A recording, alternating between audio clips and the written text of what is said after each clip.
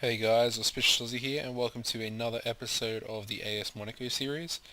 This is pre-season, so basically what this means is I'm going to go over, as you guys, well most of you probably know, check out the transfers I made and the pre-season friendlies, and yeah, basically give a brief overview of how I think the season is going to go. Let's get into the transfer straight away. Not a lot of activity. I think you might have seen Jose Campos come in, but if you haven't, 19-year-old Honduran target man striker, pretty decent for his age, lacking a bit in his mentals, but on a free transfer, pretty good. Can play on both wings as well, but that doesn't really mean much considering he's a target man, lacking in pace. Next player in was Andro, it's a hard name to pronounce, Slavuga, I think it is, or Slavuga. Um, Free transfer from Rajka or Rajka in Croatia. Left back, decent defensively and pace. He's pretty much all round decent. Sorry, but he could do a little bit better with like his crossing and his first touch and stuff in his dribbling. Sorry. The next player I brought in was Sogard, 16-year-old Danish goalkeeper. Decent little prospect. I mean, nothing too special. Brought him on a free transfer as well. So just going to look to see how he can actually develop at the club. And the final player I brought in was Dave Martin from Rangers for just over 500k. He's a 17-year-old centre back prospect. Really good mental stats and physicals already.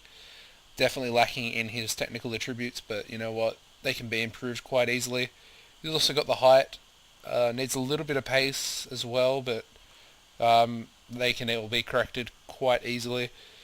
The outs. We let quite a few players go. Mbowe, or Mboy, I don't know how to pronounce that name. Tiam, Malhero, Diarra. Let Borja go to Anderlecht for 4.1 mil. Matej Delac was let go on a free transfer. He went to Sharks Monteb. Herman Stengel was let go for 3.7 mil to Standard. Juan Alberto Gonzalez went on loan to America, the Mexican team. Jose Campos went on loan, the new signing obviously, went on loan to AA Gent in Belgium. Dante was loaned out for 4.7k a month to Fiorentina. Aspelenberg was loaned out to AS Saint Etienne for 200k per month, which was massive. I was really pleased with that. Diego Paredes went on loan to AC Ajaccio. Traiui went on loan to Dynamo in Croatia. Chris Clark went on loan to Blackburn. Ziad Jalasi went on loan to Lequia. And Lowry went on loan to Sporting. Obviously not a lot of activity, but I was fairly happy with the squad, and I'm going to be trying out a new tactic this season. Hopefully it'll prove well, because last season was a bit of a disappointment, but you know what? We're going to put that behind us and try and move on. Obviously I didn't get a massive transfer budget this season. Obviously a little bit of it has actually come from sales. Obviously I brought in 7 mil, so my budget was quite low. I think it was like maybe 7 million, something around there. So yeah, definitely not the best it could have been. Anyway, let's get into the fixtures now. And fairly decent results. We versed Brussels away from home, beat them 4-0. Goals coming from Coleman, Matinho and Ocampos.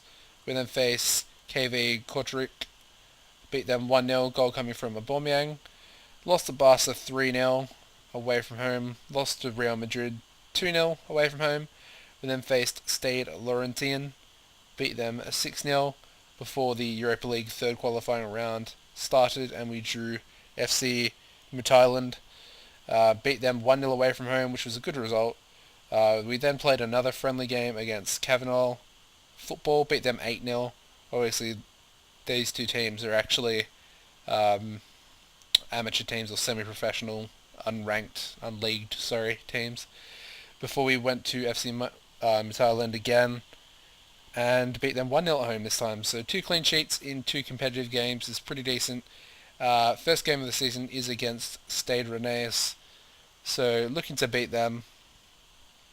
But we have drawn Estoril in the Europa League playoff, so it's going to be a tough game. Estoril, they're a decent side, obviously Portuguese team, and they actually have Ricardo Carvalho as their manager. Can you believe that? Ricardo coming back to face his old team. Obviously, it was only here for one season before I let him go. Didn't renew his contract, but that's pretty ironic that we actually meet in the Europa League playoffs. It's interesting. That brings a little bit to that game, actually. Makes it a little bit more interesting. So yeah, that's basically it for this season. We'll go into. I haven't actually implemented the new tactic yet before this first game. I'm going to implement it, but I'm going to keep playing with this tactic. I mean, obviously it's worked fairly well. But yeah, nothing else much to mention. Hopefully it's going to be a good season for the likes of Carriu and Ulrich, as well as Van Eyck as well, of course. As you can see, Van Eyck's improved quite well over the off season. I mean, he's now got 20 in marking, 17 in heading. You know, his jumping is still lacking, but I haven't actually. I think I might actually be training that now.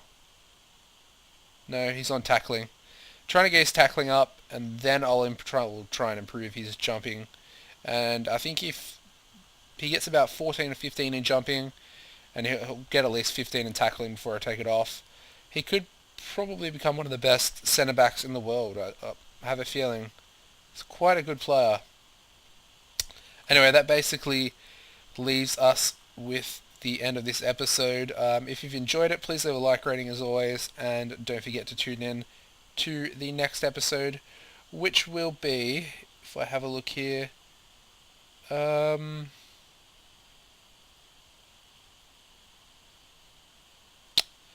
was going to say the PSG game, but I know you guys see that a lot. So why don't we do a Marseille live com?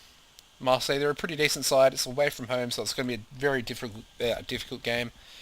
And yeah, I'm never confident going into a game against Marseille either.